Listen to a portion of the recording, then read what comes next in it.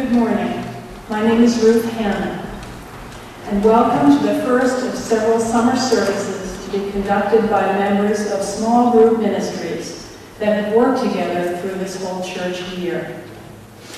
In addition to the members participating today, our small group included John Shaver, who moved to Virginia last month. We enjoyed his commitment and energy and we miss him. Although we traveled no great physical distance, in many ways our small group ministers felt like pilgrims, not quite knowing what to expect, but embarking on this journey because there was no other place we were meant to be. Our topics changed from week to week, but our ritual remained the same. At the start of every meeting, each member shared his or her own experience in that moment. Then, one by one, members shared their thoughts and feelings about specific topics that were sparked by poetry or short readings. Each of these elements was followed by silence, during which each of us held the other in our hearts. The theme that emerged so often in our work together was one of noticing. Noticing the gift of life and love in the moment. This morning we will be sharing personal reflections of our small group ministry interspersed with poetry and music. As in our group experience, we will follow each of these elements with silence, inviting each of you to hold one another in your hearts. If you are new to First Parish this morning, we welcome you. There is a welcome packet in your pew. And if you need to avail yourself of childcare this morning, children can go to the nursery, which is down the lane. At this time, I'd like to ask that you take a few moments to greet one another.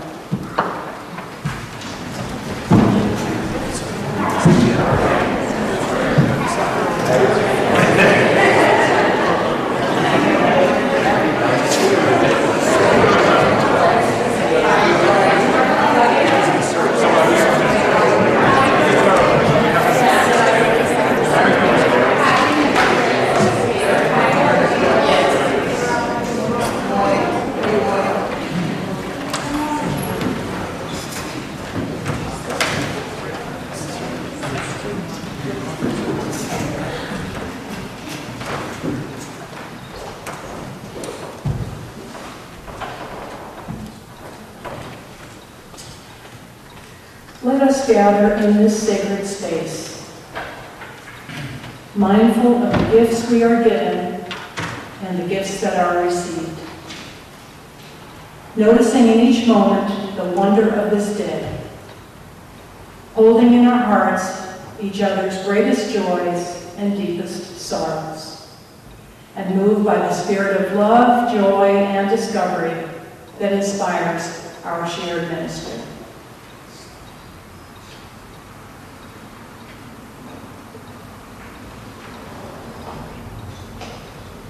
Cynthia and Kelly guys will now like to join us.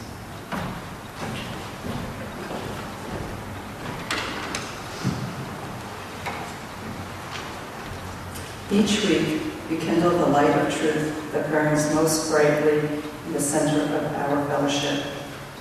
Kelly guys will light our chalice this morning.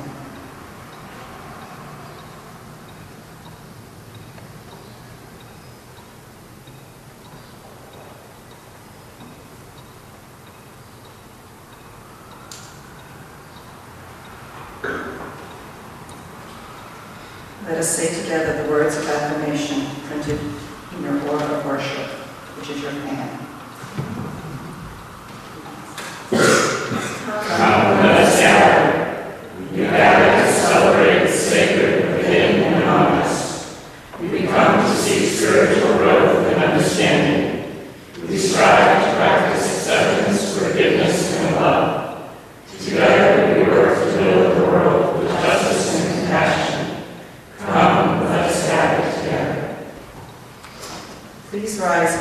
spirit and join us in singing hymn number 77 to the great hymnal, Seek Not Afar for Beauty.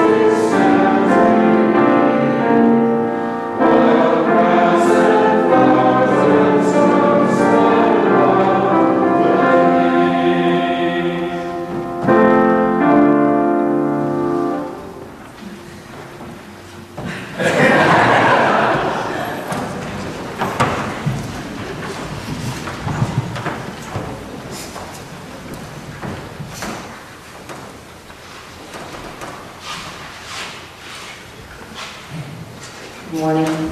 My name is Diana Wilson, and I'm going to read a poem called Nature by H.D. Carberry. We have neither summer nor winter, neither autumn nor spring. We have instead the days when the gold sun shines on the lush green cane fields magnificently.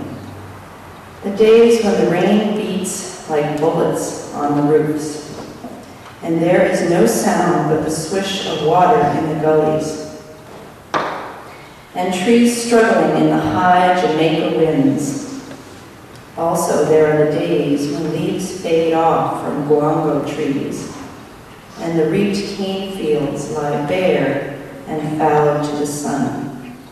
And best of all, there are the days when the mango and the logwood blossom, when the bushes are full of the sound of bees and the scent of honey, when the tall grasses sway and shivers into the slightest breath of air, when the buttercups have paved the earth with yellow stars, and beauty comes suddenly and the rains have gone.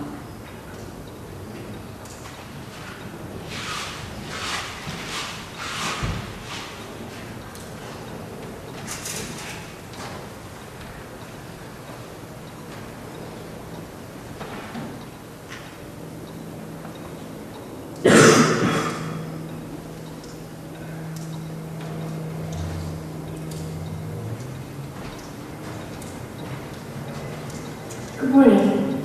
I'm Anne Marie Buckland. From December through June, meeting on Wednesday evenings with my small group ministry became an oasis. The Ostром's beautiful study with fire blazing became a sanctuary where I both deepened treasured friendships and developed treasured friendships. Ruth and Patricia were remarkable leaders for our group, identifying thoughtful, provocative themes each week. Themes with great meaning. Whatever the focus for the week, the inner dialogue and then the outer sharing grounded me in my own life and in the life of this precious community of First Parish. We shared and we listened to one another with great care and attention. We ministered to one another. In that exchange, we all became more of who we are, with a sense of reverence for that simple yet profound process and the forward movement in our lives. What struck me most clearly was the power of caring and attentive listening. The rule, as Ruth said, which we mostly followed, was that people would share what they were comfortable sharing, and that rather than an exchange or dialogue of words in response to what was said, the group would remain in caring, attentive silence, and then move on to the next person. Over the winter and spring, I was experiencing a major challenge with my work, and as these issues so often go, I was not at liberty to talk about it on those Wednesday evenings. Yet I felt so regarded and so held by my small group ministers that I experienced a very real benefit in relation to that challenge. I left each meeting feeling lighter and more confident in myself, in my integrity, and in the judgments that I made. I have over this year been ridiculously overscheduled. When Ruth first offered me the opportunity to participate in a small group, my first response was that I couldn't fit another thing into my week. And yet as I thought about it over several days, I thought, how often am I going to have the opportunity to participate in a group led by Ruth and Patricia, two women whom I have enormous respect for, and two friends I never seem to have enough time with. It turns out that my second thought was right on. The time I spent with Ruth, Patricia, Cynthia, John, Mark, Charlie, Marcia, and while I had the luxury of their presence, Diana and Anne, offered me so much.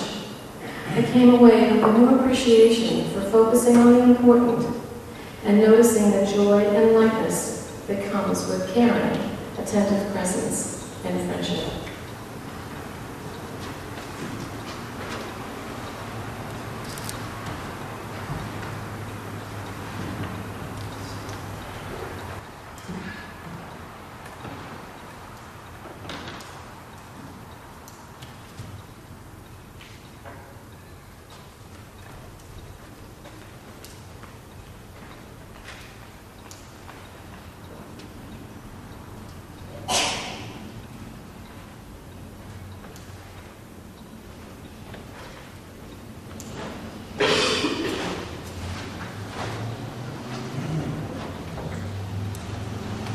My name is Charlie Frank. I'm going to read a poem called The Life of a Day by Tom Kennedy. Like people or dogs, each day is unique and has its own personality quirks, which can easily be seen if you look closely. But there are so few days as compared to people, not to mention dogs, that it would be surprising if a day were not 100 times more interesting than most people. But usually they just pass, mostly unnoticed, unless they're wildly nice, like autumn ones full of red maple trees and hazy sunlight. Or if they're grimly awful ones in a winter blizzard that kills the lost traveler and bunches of cattle.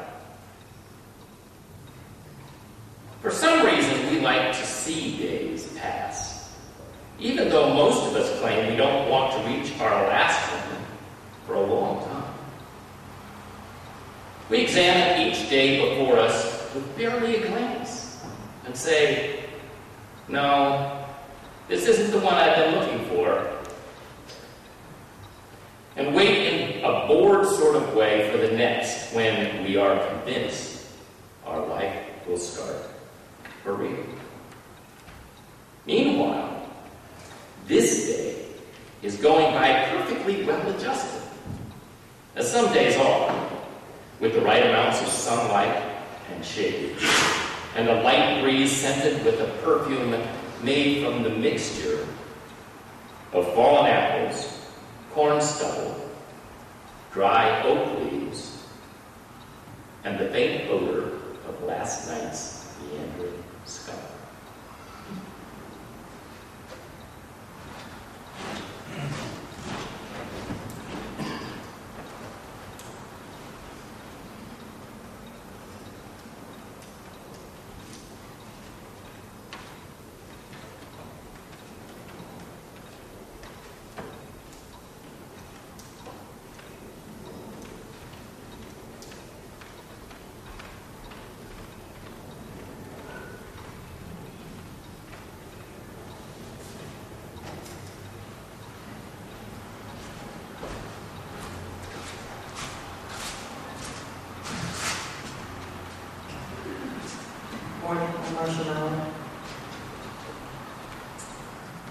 Each meeting of our small group focused on a different theme, but the concept that holds it all together for me is the notion of being present in the moment and being open to the gifts that brings. Even when the topic involved reflecting back to our childhood, which we frequently did, the moment was being deeply present to hear someone's thoughtful reflection on their own life. At first, all of us thought it would be difficult to simply listen without interrupting, asking questions, or offering advice. But soon we all came to see its power.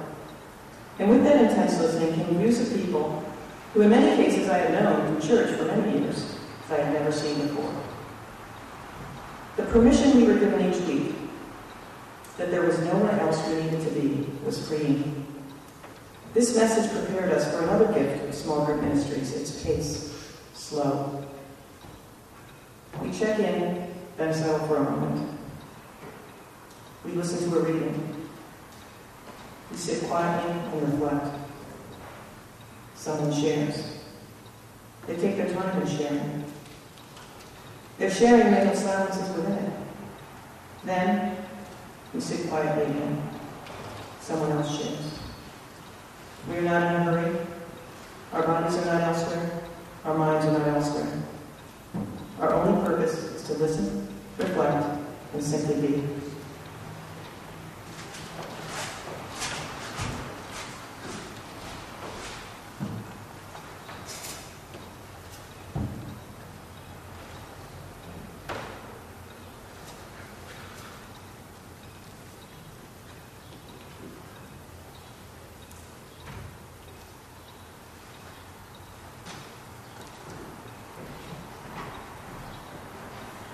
Good morning, I'm Cynthia Guys, and this is a reading by Elizabeth Torbox. Expect life. Do not live too far in the past or in the future. Live now. In each moment, expect a miracle. 10 kinds of birds at the bird feeder, and the tracks of a fox in the snow. Pick up a magnifying glass and scrutinize that crocus. See the pollen at the center of a daffodil, life's dust, death-defying life. Be astonished at the flower, arrested by its beauty. Run naked through the garden early in the morning and hope the wild geese fly by. Get silly, laugh loudly with your grandchildren or your grandparents. Refuse to leave the dead behind, but bring their memory to all of your chores and games and the corners of quiet, warm tears. Know always that joy and sorrow are woven together. One cannot be without the other. If you love, know that sometimes your love will bring you tears. And if you grieve, know that it is because at some time you were willing to love. Do not be afraid to die today, but expect life.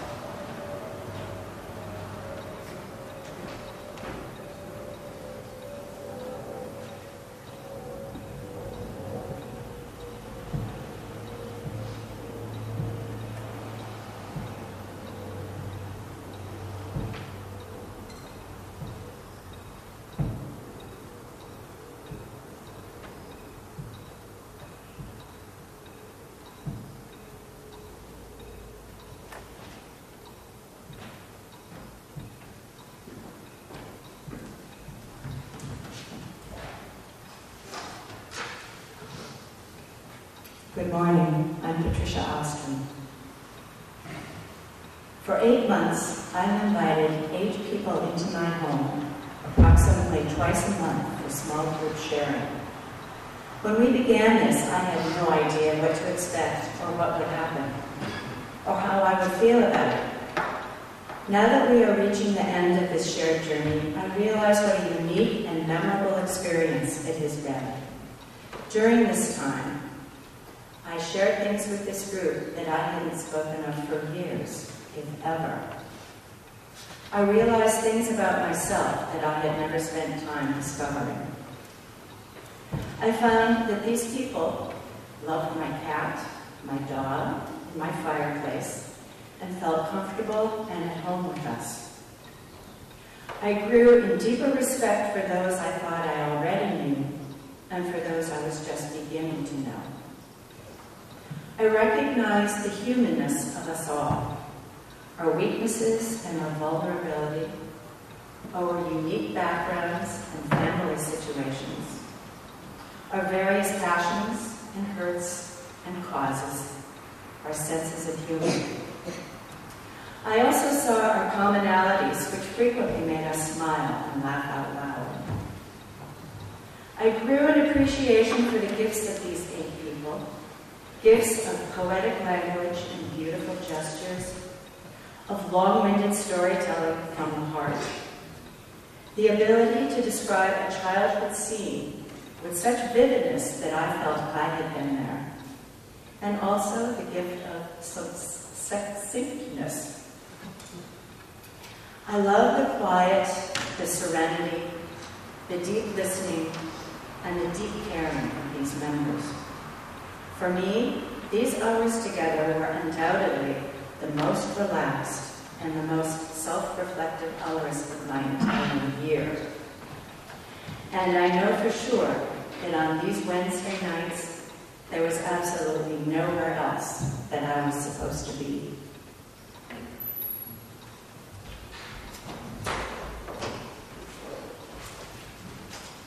Let us enter into prayer and meditation by remaining seated and singing hymn number 123 in the great hymnal, Spirit of Life.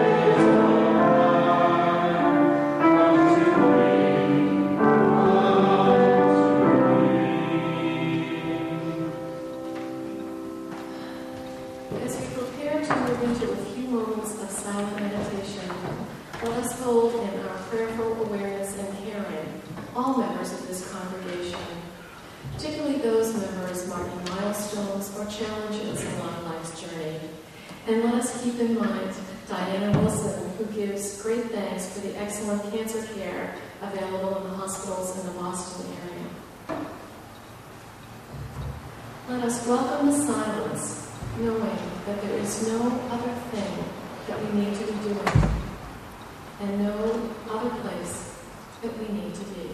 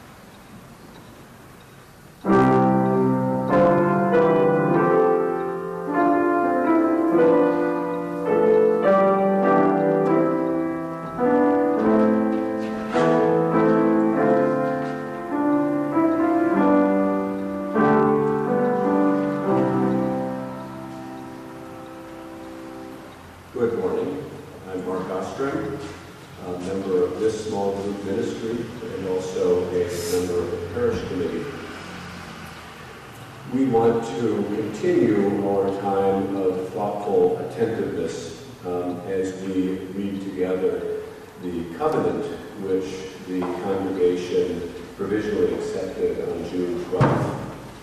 Before we read the covenant, which was handed out to you prior to entering today, we want you to recall the shared process of education, listening, crafting of words, listening again, that eventually arrived at this evolved set of words. Teresa, the parish committee, and all of the people who are involved in the writing of the covenant hope that in getting to know these words over the next few months, that you'll find that they define our relationship with each other as a Unitarian Universalist community. We're going to ask you all to stand, and we will read the words of the covenant.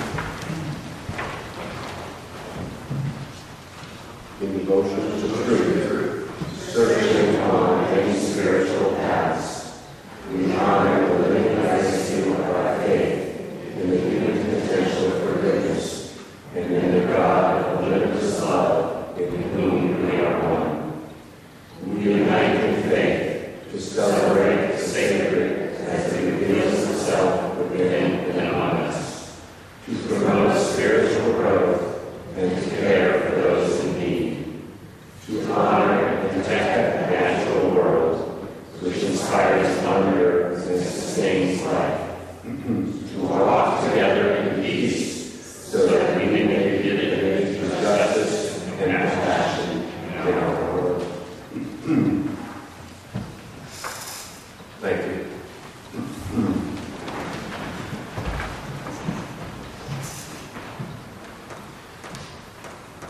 Each day, like the one that we are savoring and celebrating today, should be one of gratitude in which we share our gifts with others freely and gladly. We now give and receive the morning offering for the work of the church and the work of this church in the world.